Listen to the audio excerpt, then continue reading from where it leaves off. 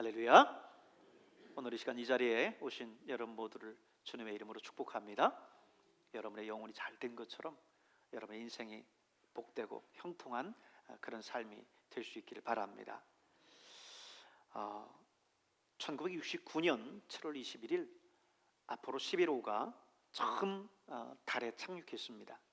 그리고 닐 암스트롱이 달 표면에 인간으로서는 역사적인 첫 발을 내딛었어요. 이때만 해도 우리 인간은 우주에 대한 신비를 다 풀 수 있을 것이다라고 생각을 했었습니다. 그런데 여러분, 이것은요 그저 지구 곁에 있는 달을 다녀온 것 뿐이에요. 여러분 지금 보시는 게 태양을 중심으로 한 행성들입니다. 세 번째 있는 게 지구죠. 그 지구 가장 곁에 있는 달을 다녀온 것 뿐이에요. 여러분, 이 우주가 얼마나 커요? 상상할 수 있습니까? 이 우주는 우리 인간의 머리로는 도저히 담아낼 수가 없어요. 우리는 지구라고 하는 이 행성에 살고 있습니다. 이 지구는 태양계 안에 있고요, 이 태양계는 지구를 제외하고 저렇게 8개나 되는 다른 행성이 있습니다. 이 행성들은 지구와 함께 태양 주변을 돌고 있고 그것을 우리가 태양계라고 이야기를 하죠. 근데요, 이 태양계와 같은 것이 이 우주에 얼마나 많이 있는지 아십니까? 이런 태양계와 같은 것이 수십만 개 모여서 은하계를 이룹니다. 그러면 이 은하계에 얼마나 많은 행성이 있는지 억, 10억, 100억 그 수를 헤아릴 수가 없어요. 우리가 흔히 육안으로 밤하늘에 별들을 볼 때 거기에서 저 국자 모양의 북두칠성을 찾잖아요. 야, 저기 북두칠성 있어. 저기 있는 별이 북극성이야 하면서 별자리를 헤아리지만 이 국자 모양에 걸려있는 은하계만 1억 9천 개 정도라고 하니까 이 우주의 크기를 짐작할 수 없을 것 같아요. 그래서 수학 용어 가운데 여러분 무한대라고 하는 용어가 있잖아요. 그래서 나온 것 같습니다. 이런 은하계가 수십만 개 모여서 하나의 소우주를 이루고 이 소우주들이 또 모여서 대우주를 만듭니다. 오늘 이 보고 있는 사진은 허블 망원경이 촬영한 사진을 조합해서 만든 거대한 사진인데, 나사가 놀란 것은 이 하얀 점이 별이 아니라 은하와 성운이었다는 거에 놀란 거예요. 그러니 여러분, 이 우주가 가히 상상이 됩니까? 저 밝게 빛나는 저거는 지금 하나의 별, 하나의 행성을 이야기하는 게 아니라 저게 하나의 은하계라는 거예요. 그러니 어떻게 그걸 다 헤아릴 수 있겠습니까? 여러분, 이 우주를 지으신 분이 오늘 저와 여러분이 믿고 있는 하나님이심을 여러분 기억하시길 바랍니다. 이 땅에 만물을 창조하시되 그분은 말씀 하나로 창조하셨어요. 빛이 있어라 말씀하시니 빛이 있었다 말씀했습니다. 이 만물이 신비할진데 또 우주가 이렇게 광활할진데 우리 하나님은 도대체 얼마나 크고 위대하신 분일까요? 얼마나 신비하고 광대하신 분일까요? 오늘 시편 기자는 1절 2절에 온 천지를 지으신 하나님을 이렇게 찬양하고 있어요. 땅과 거기에 충만한 것과 세계와 그 가운데 사는 자들은 다 여호와의 것이로다. 여호와께서 그 터를 바다 위에 세우시며 강들 위에 건설하셨도다. 하나님께서 이 모든 만물을 다 지으셨기 때문에 그 모든 것이 다 하나님의 것이다라고 노래하고 있는 겁니다. 여러분, 오늘 우리는 이 하나님을 믿고 있어요. 얼마나 감격스러운 일입니까? 온 천지 만물을 바라볼 때 그것이 하나님의 손길임을 여러분 기억하십니까? 그곳에 있는 생명의 신비를 보면서 우리 주님의 숨결을 느끼십니까? 무당들이 섬기는 신 가운데 제일 큰 신이 관우래요. 삼국지에 나오는 관우라고 그러더라고요. 근데 그 관우 한낱 인간인 신을 섬기는데 오늘 우리는 이 어마어마한 우주를 창조하신 이 우주의 주인이신 하나님을 섬기고 있습니다. 시편 8편에도 보면 다윗은 온 땅과 우주를 지으신 하나님을 바라보며 찬양합니다. 주의 손가락으로 지으신 주의 하늘과 주께서 베풀어 두신 달과 별들을 내가 보오니 사람이 무엇이기에 주께서 그를 생각하시며 인자가 무엇이기에 주께서 그를 돌보시나이까. 조금 전에 여러분 그 어마어마한 우주를 보시지 않았습니까? 그 우주 속에 태양계라고 하는 것은 지극히 작은 거고, 그 안에 지구라고 하는 것도 지극히 작은, 빛도 보이지 않는 그런 작은 행성이고, 그 안에 나라고 하는 정말 먼지보다 티끌보다도 작은 존재인 나를 하나님 기억하시고 사랑하셔서 당신의 형상에 따라 창조하시고 만들어주시고 이 땅을 살아갈 수 있게 하신 것이 얼마나 감사합니까? 그래서 오늘 다윗은 노래하는 거예요. 이 모든 달과 해와 별들을 보니까 하나님이 우리 인간을 지으시고 하나님을 사랑하시는 그 사랑이 너무 감사하고 은혜가 넘치는 겁니다. 이 하나님의 놀라운 능력과 광대하심을 깨닫는 저와 여러분 될 수 있기를 축원합니다. 그렇다면 이 광대하신 하나님 앞에 누가 설 수 있을까요? 누가 그분을 만날 수 있을까요? 다윗은 오늘 본문 시편 24편 3절에서 이렇게 노래합니다. 여호와의 산에 오를 자 누구며 그의 거룩한 곳에 설 자가 누구인가? 여기서 말하는 여호와의 산은 어디일까요? 거룩한 곳이라 했는데 이 거룩한 곳은 또 어디일까요? 여러분, 이것은 어떤 특정한 장소를 가르치는 것이 아니라요, 여호와 하나님이 계신 곳이 바로 여호와의 산이요, 거룩하신 하나님이 머무시는 그 자리가 거룩한 곳임을 여러분 기억하시길 바랍니다. 장소가 중요한 게 아니고요, 그 장소에 머물고 계시는 분이 누구냐가 더 중요한 거예요. 출애굽기 3장에 보면 모세가 호렙산 떨기나무 가운데에서 소명을 받습니다. 떨기나무에 불이 붙었는데 이 떨기나무가 타지를 않는 거예요. 떨기나무는 마른 나무이기 때문에 확 타고 나면은 그다음 꺼지는 게 떨기나무인데, 아니 이 불이 꺼지질 않는 거예요. 신기하다 싶어서 가까이 갔더니 거기서 소리가 나면서 말하기를 모세야 모세야 부릅니다. 놀란 모세는 엉겹결에 네 하나님 제가 여기 있습니다 대답하니까 하나님께서 말씀하시기를 뭐라고 하세요? 이리로 가까이 오지 말라. 너의 선 곳은 거룩한 땅이니 내 발에서 신을 벗으라 말씀합니다. 하나님이 지금 그 땅을 거룩하다 말씀하셨어요. 왜일까요? 거기는 그저 떨기나무가 자라고 있는 메마른 모래가 있는 광야일 뿐입니다. 그런데 그곳을 하나님은 거룩하다 해요. 왜? 하나님이 머물고 계시기 때문입니다. 주님이 그곳에 계시기 때문입니다. 요즘은 대통령 집무실을 용산으로 옮겼지만 이전에는 한국의 대통령이 머무는 곳이 어디였습니까? 청와대였죠. 미국의 대통령이 머무는 것이 어디예요? 화이트하우스, 백악관이었어요. 그래서 그곳에서 모든 국정을 운영해 나갔습니다. 지금 이 청와대는 대통령이 이제 집무실을 옮겼기 때문에 더 이상 이제 그런 의미를 가지지는 않죠.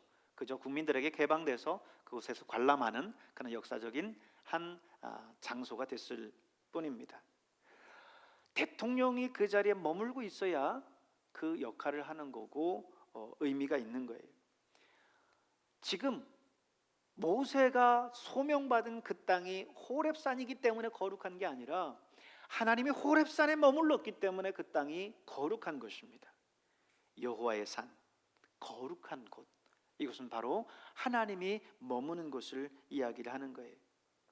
여러분, 신약에 예수님께서 회개하라 천국이 가까웠느니라 말씀하시죠. 천국도 마찬가지예요.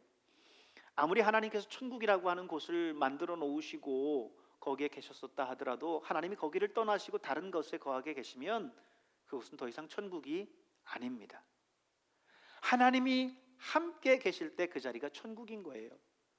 하나님이 우리의 가정에 함께 하시면 우리의 가정이 천국이고요, 하나님이 우리 교회에 함께 하시면 우리 교회가 천국이고요, 하나님이 이 나라와 이 민족 가운데 함께 하시면 이 나라와 이 민족이 천국인 줄로 믿습니다.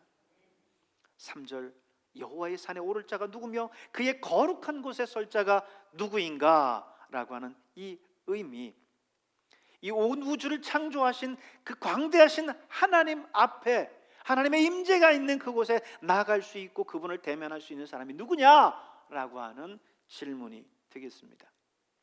여기에 오늘 본문은 4가지로 답변을 해요. 첫 번째는 손 깨끗한 자다 그랬어요. 손 깨끗한 자. 히브리인들에게 있어서 이 손이라고 하는 것은요, 단순히 손이라고 하기보다는 행실을 의미합니다. 왜냐하면 손은 인간의 의지를 수양하는 가장 중요한 기관이기 때문이에요. 본디오 빌라도가 예수님을 십자가에 못 박으라고 판결하고 나서 했었던 행동을 기억하십니까? 예수를 십자가에 내어주고는 손을 씻어요. 그리고는 뭐라고 해요? 나는 이 사람과 관계가 없다 라고 이야기를 하죠. 내가 지금 이 판결을 한 거와 이제는 나는 관계가 없다 하고 손을 씻은 거예요. 그처럼 이 손이라고 하는 것은 행실을 이야기하는 거예요. 따라서 오늘 손 깨끗한 자가 누구냐? 행실이 깨끗한 사람을 이야기를 하는 겁니다. 우리 행동 가운데서 죄를 멀리하고 주님 앞에서 의를 행하는, 죄는 그 모양이라도 버리는 그 사람이 바로 이 손 깨끗한 자다라는 거죠.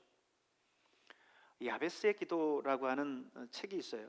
기독교 서적 가운데 한참 베스트셀러로 과거에 팔렸었던 책입니다. 이 책의 저자가 한 간증을 읽으면서 참 그 저자에 대한 나름 존경심이 생겼어요. 야, 이분은 정말 그 모양이라도 버리려고 했었던 분이구나 싶어요. 이분이 한 번은 공항에서 비행기를 탔는데 공교롭게도 3명이 앉아있는 그 좌석 가운데 가운데를 앉았다는 거예요. 근데 또 공교롭게도 왼쪽에 앉아있는 사람이 책을 꺼내서 책을 펴는데 그 보니까 포르노 잡지예요. 하고 오른쪽을 돌렸는데 오른쪽에 있는 사람이 또 갑자기 편 책이 있는데 거기 보니까 누드 잡지입니다. 하나님 왜 하필 하면서 누드를 어디다 둬야 될지 몰라 하면서 기도를 했어요. 그랬더니 하나님께서 그들의 마음 가운데 역사하셨는지 금방 책을 이쪽에서 덮으니까 또 옆에 있는 사람이 이 사람의 힘을 얻어서 펴놓고 읽었는지 자기도 슬그머니 덮더라는 거예요. 사실 자기가 그 책을 구매해서 본 것도 아니고 그냥 앉아 있어서 옆에 있는 사람이 폈기 때문에 눈에 들어온 거를 어쩌겠어요. 그런데 그는 그것마저도 하나님 앞에 이것은 하나님이 기뻐하시지 않는 거다 생각하면서 죄를 그 모양이라도 버리려고 했었던 그 모습이 그 행동 속에 나타나는 거죠. 과거 우리 선배 목사님들이 이제 계단을 이렇게 성도들하고 올라올 때면 이렇게 바닥을 보면서 올라왔다고 그래요. 앞을 보면서 올라오는 게 아니라 이렇게 가끔씩 성도들이, 여성 성도들이 앞에 계단에 올라가다 보면은 스커트를 입으면은 이 다리가 보이잖아요. 그러니까 그거 보지 않으려고 계단을 보고 이렇게 올라오곤 했다라고 하는 겁니다. 어떻게 해서든지 그 마음 가운데 악한 마음이 들지 않게 하기 위해서 스스로 그렇게 노력했다라고 하는 거죠. 여러분, 여호와의 산에 오르시기를 소망하십니까? 우리 백암에 보니까요, 참 산악회들이 많아요. 산만 오르지 마시고 여호와의 산에 오르시길 바랍니다. 우리 하나님의 임재가 있는 거룩하신 그 하나님이 계신 그곳에 여러분 오를 수 있길 바랍니다. 요한일서 3장 3절에 보면 주를 향하여 이 소망을 가진 자마다 그의 깨끗함 같이 그랬어요. 그가 누구예요? 하나님입니다. 하나님의 깨끗하심 같이 어떻게 하라고요? 자기를 깨끗하게 하느니라. 주님을 사랑하고 주님에 대한 저 천국의 소망이 있는 사람은 하나님의 그 거룩하심, 하나님의 그 깨끗함 같이 자신도 그렇게 깨끗하게 한다라는 거예요. 두 번째, 여호와의 산에 오른 자를 성경은 소개하면서 마음이 청결한 자를 소개합니다. 손 깨끗한 자가 외적인 행실의 깨끗함을 이야기한다고 한다면 마음의 청결한 자는 내적인 깨끗함을 이야기한다 할 수 있어요. 마태복음 5장에 보면 팔복이 나옵니다. 예수님께 산 위에 오르셔서 제자들에게 말씀하신 산상수훈의 말씀이죠. 거기서 8가지 복을 말할 때에 마음이 청결한 자는 복이 있나니 어떻게 한다고요? 그들이 하나님을 볼 것이며, 마음이 청결한 그 사람이 하나님을 볼 수 있을 것이다 라고 말씀했는데, 오늘 이 말씀은 오늘 본문에 있는 이 말씀과 동일한 맥락의 말씀이지요. 구약의 율법은 죄의 기준을 어디에 뒀냐면 행위에 뒀습니다. 예수님은 그 율법대로 말씀하시지 않고 예수님은 보다 근본적으로 말씀하셨어요. 예수님의 기준은 어디에 있었냐면 내적인 마음에 두고 있습니다. 그래서 형제를 미워하면 이미 그 형제를 살인한 거다라고 이야기하고요, 지나가는 여인을 보고 마음에 음행을 품으면 이미 그는 간음하였다라고 말씀합니다. 구체적인 행동이 아니라 내 마음속에 일어나는 그것이 곧 내 행동으로 나타나게 된다는 거죠. 그렇습니다. 사람은 마음에 품고 생각한 것을 입으로 내놓게 되어 있고 내 삶으로 살아가게 되어 있습니다. 그러므로 우리의 마음을 깨끗하게 해야 돼요. 종교개혁가 마틴 루터가 이런 이야기를 했어요. 한 번은 루터가 세수대에다 물을 놓고 열심히 손을 씻는데 그냥 미친 듯이 씻는 거예요.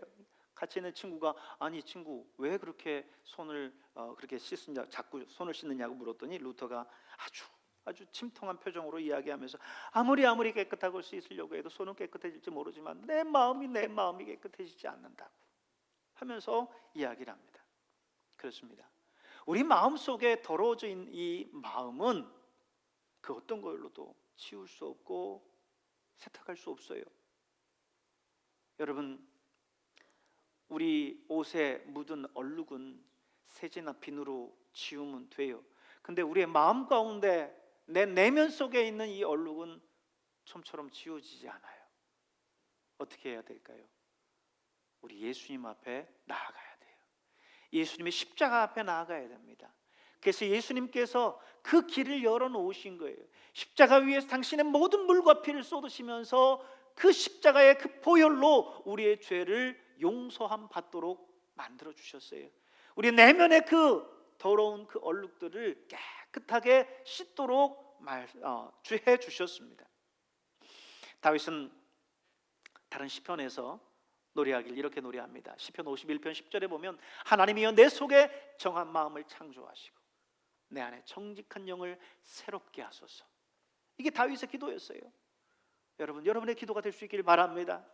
주님, 내 마음이 깨끗하길 원합니다.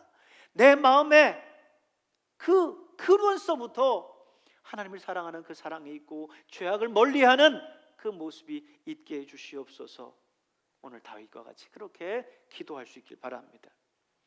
그러기 위해서는 우리가 예수 그리스도의 보혈을 의지하고 십자가의 보혈을 의지하고 주님 앞에 십자가 앞에 나아가야 될 줄로 믿습니다.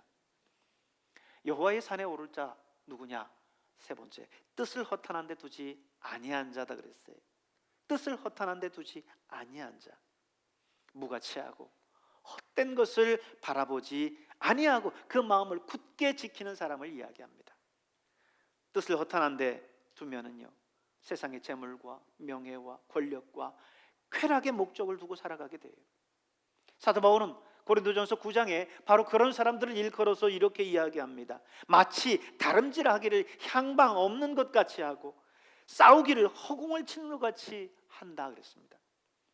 여러분, 다름질하는 사람은요, 목표를 정확하게 하고 그 골 지점을 향해서 달려가야지 엉뚱한 데로 달려가면 그는 우승할 수가 없어요. 싸움하는 사람은 자기가 때릴 그 타겟이 분명해야 돼요. 그저 허공을 휘휘 젓는다고 해서 되는 게 아닙니다. 뜻을 허탄한 데 두는 사람, 그 사람들은 목표 없이 그렇게 살아가는 사람들이에요. 분명한 목표를 가진 그 사람은 다름질을 해도 분명한 결승점이 있고요, 싸우더라도 분명한 목표가 있어요.